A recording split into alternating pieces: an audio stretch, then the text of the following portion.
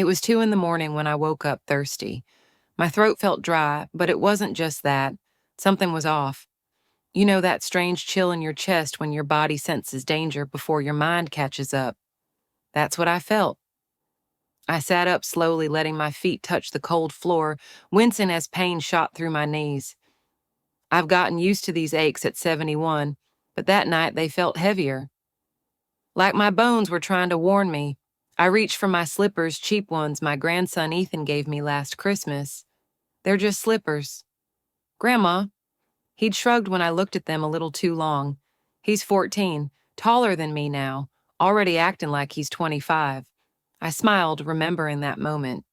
Then I made my way quietly down the hallway, the wooden floor creaking just slightly beneath my steps.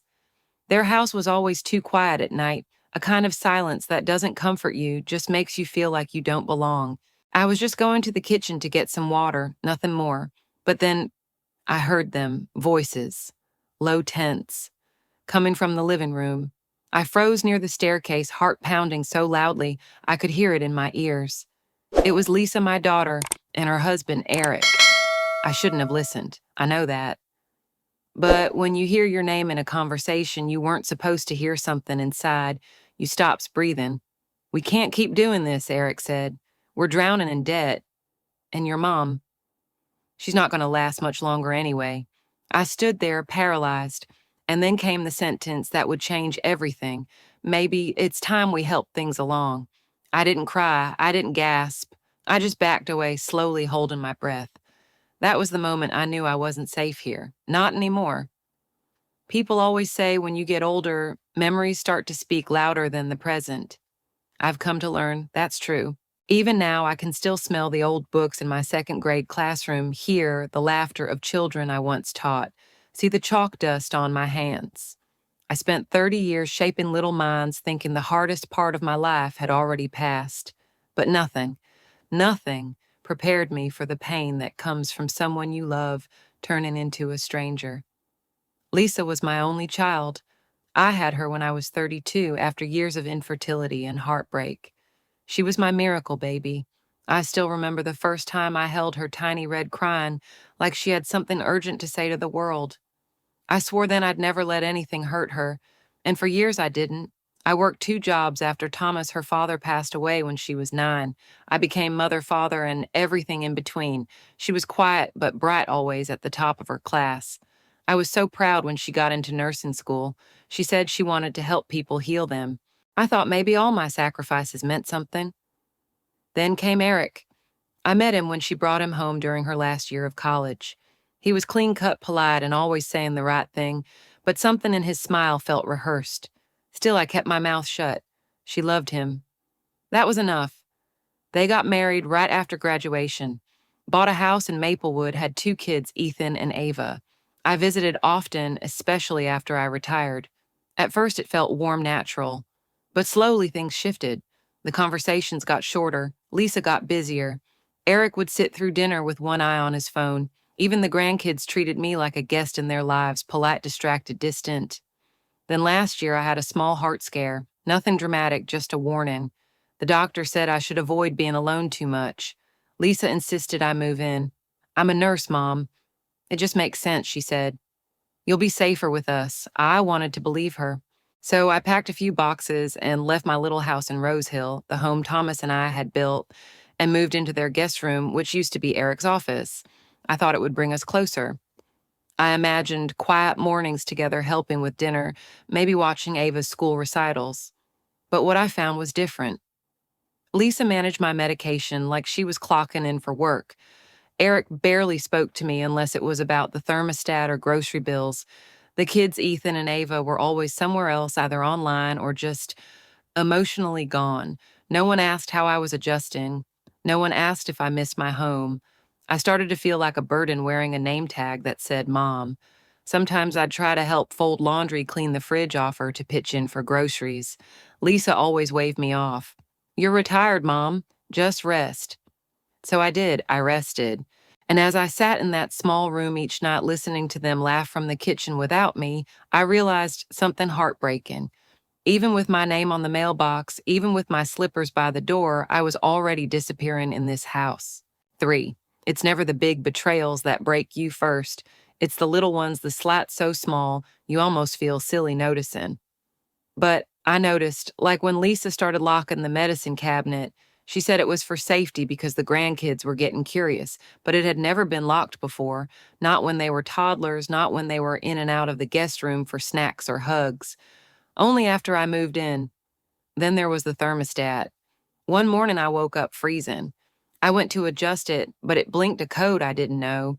When I asked Lisa, she said, "Oh, Eric changed it something about saving energy." I nodded. But the way Eric avoided my eyes told me it wasn't about the heating bill. These were small things, right? Manageable, dismissible. That's what I told myself. I'd lived through worse, but something had shifted in the air, a cold politeness like I was being hosted, not loved. Then came Christmas. I had spent days knitting a scarf for Ethan in his school colors, navy and gold his favorite. I wrapped it with care and placed it under the tree. On Christmas morning, he opened it, said, "Thanks," and tossed it aside. Not even a glance. No hug, just next gift. Lisa didn't say anything. Eric didn't either. I sat there with a smile on my face like it didn't matter. But it did, because I remembered when that boy used to crawl into my lap just to feel my heartbeat. A few days later, I overheard Lisa talking to a friend on speakerphone. She was in the kitchen. I was in the hallway. She didn't know I could hear. She means well, Lisa said. But having her here, it's like walking on eggshells. Eric's been so stressed. It's just not the same anymore. That one hurt. More than I thought it would. I wasn't trying to make things harder.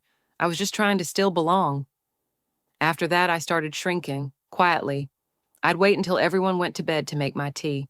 I stopped turning on the TV in the living room. I kept in my room with a book and the radio low so no one had to adjust their comfort because of me. And then one afternoon, Lisa brought it up. The money. She smiled soft and rehearsed. "Mom, I was thinking, it might make sense to streamline your accounts. You know, have everything in one place. I could help you manage things, set up automatic bill pay. It's just safer that way." Eric was standing behind her, silent. That silence told me more than her words. I mumbled something non-committal. "I'll think about it." And I did. I thought about it all night. About the way they started asking questions about my pension. About how they always knew when my check hit the account. About the times my credit card mysteriously declined, even when I was sure it was fine. I stopped sleeping well. Every creak in the house made me flinch. I wasn't scared of them, not exactly. I was scared of what they were capable of when they thought I wouldn't notice. And still, I stayed. Because I kept hoping I was wrong. But deep down, some part of me, the part that had survived lost widowhood raising a child alone, already knew. When people stop seeing you as a person, they stop treating you like one. And that's when the real danger begins. 4. It happened on a Tuesday night. A quiet evening, nothing out of the ordinary. I'd spent most of the day reading in my room, only coming out for dinner. We had chicken pot pie, Lisa's recipe bland but edible, and everyone made the usual small talk. Weather, work, school. I nodded along, smiled when needed, pretended like I was part of it, but I wasn't. After dinner, I excused myself, early said I was tired.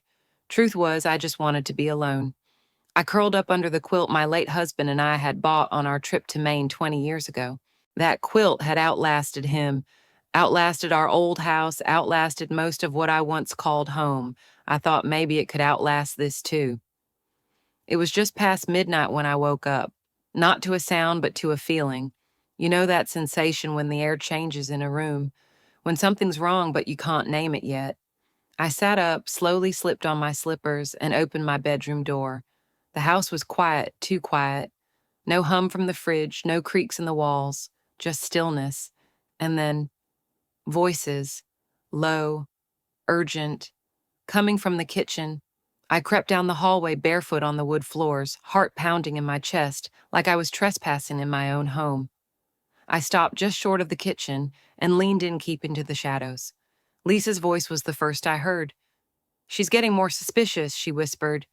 "She asked about the thermostat again today, and her credit card. I think she's catching on." Eric sighed. "We need to move faster." The lawyer said as long as she signs the transfer forms, we can access the pension legally. After that, we can figure things out.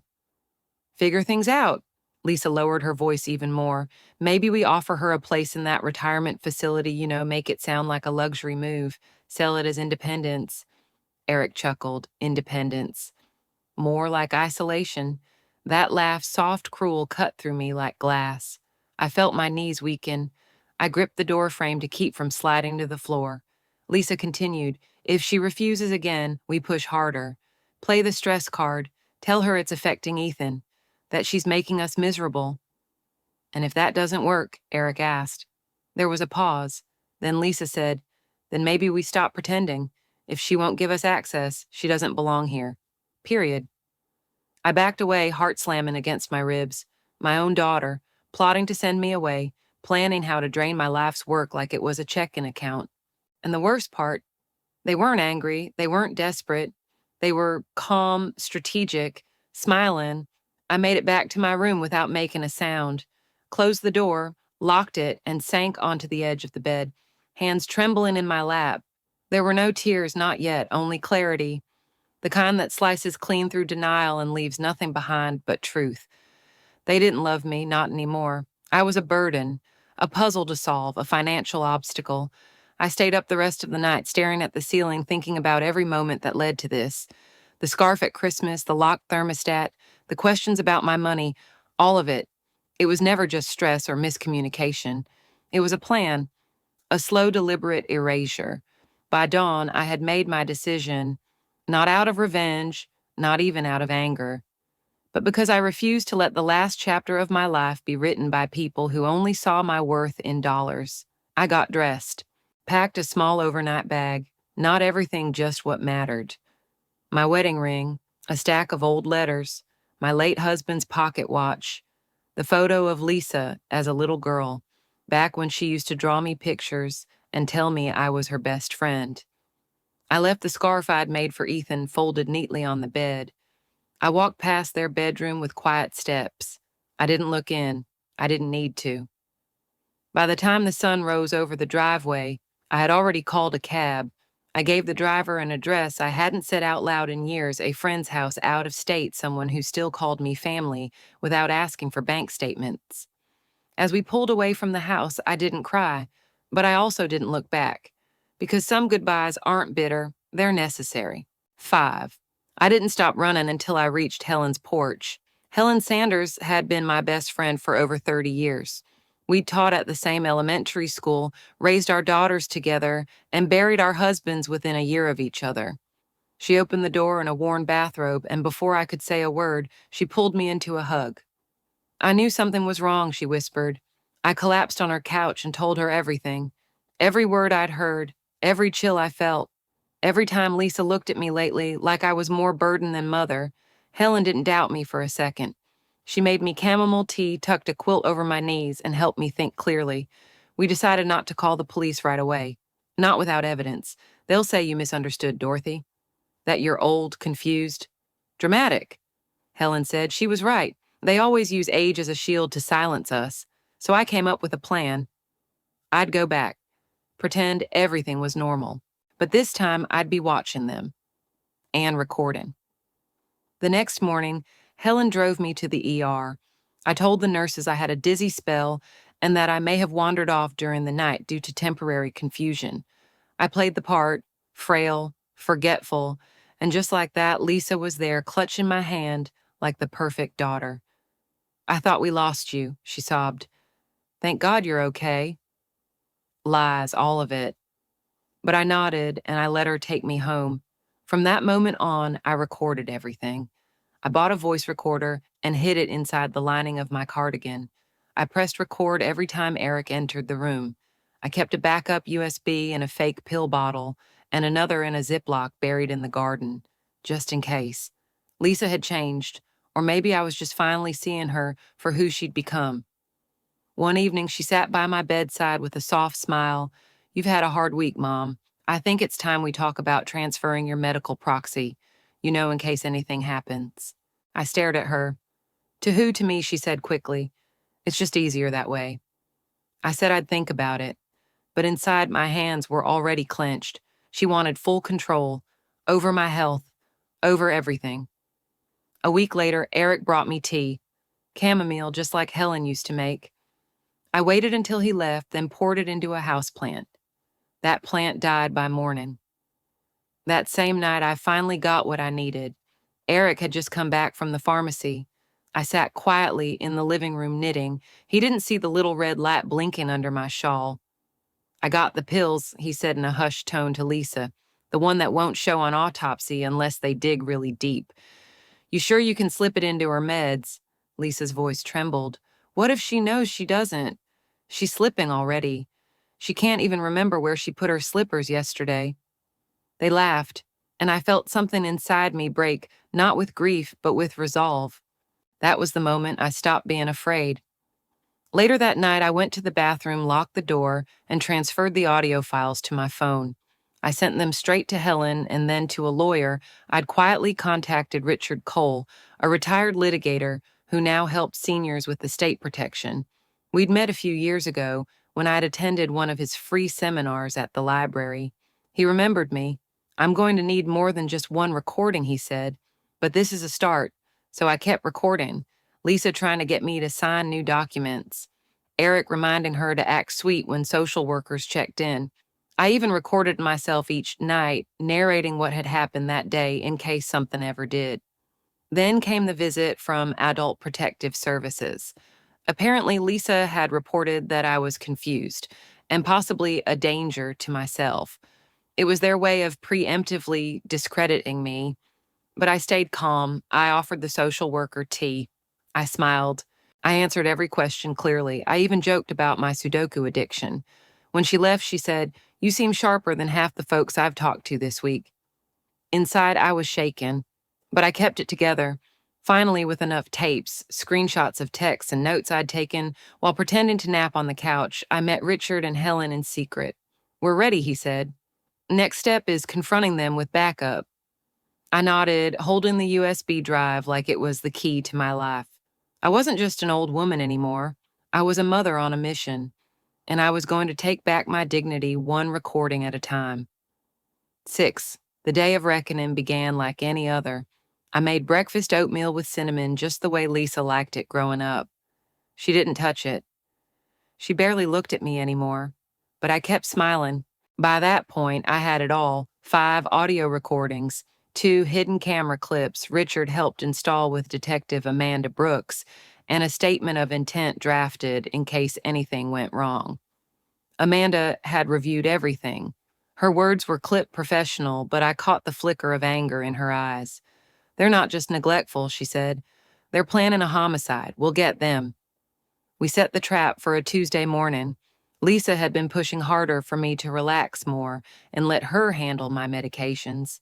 I knew what that meant, so I acted frail. I let her believe she'd won.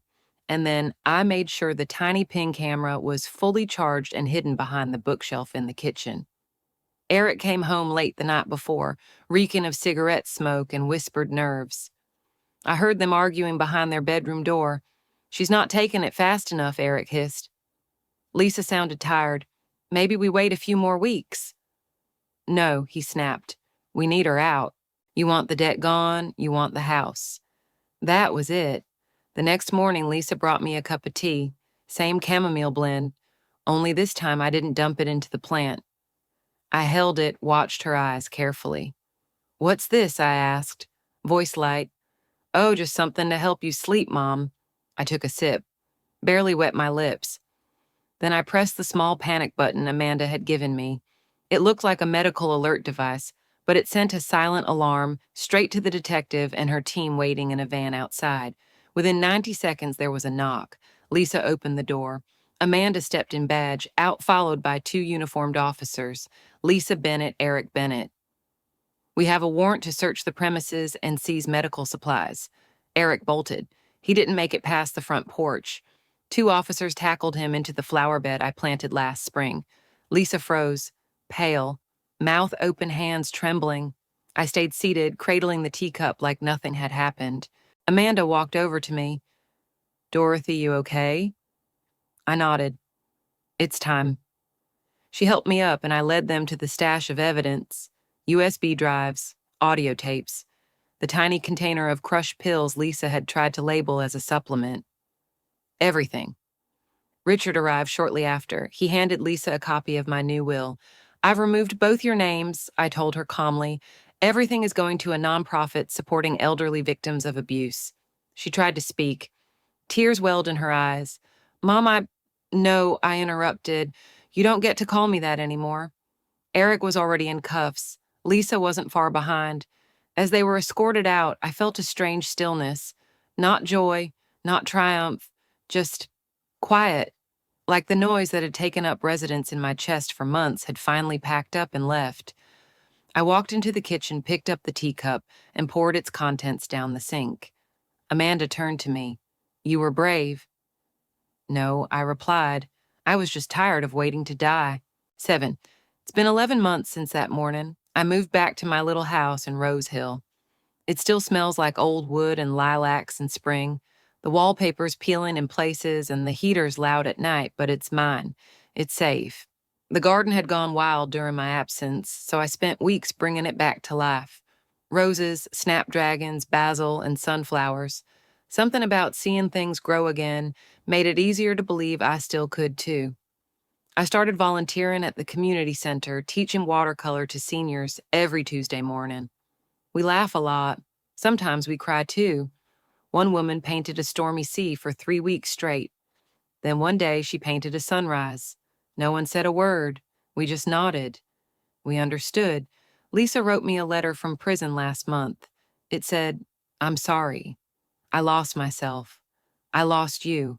I don't expect forgiveness, but I hope someday I'll deserve it." I didn't write back. Not yet. Instead, I took the letter, folded it gently, and tucked it into the box where I keep all the things I'm not ready to let go of, but might someday. I share this story now, not for pity or praise, but because I know someone out there might be scared to speak up, might be doubting their worth, might think they're crazy for sensing something's wrong. You're not. Sometimes the deepest betrayal doesn't come from strangers, but from the people we once held the closest. And sometimes the most powerful act of love you can offer is to walk away. So I ask you this: if you discovered the people you love were plotting against you, would you stay silent to keep the peace? Or would you rise to protect your peace instead? Drop a comment. Someone out there might need your courage.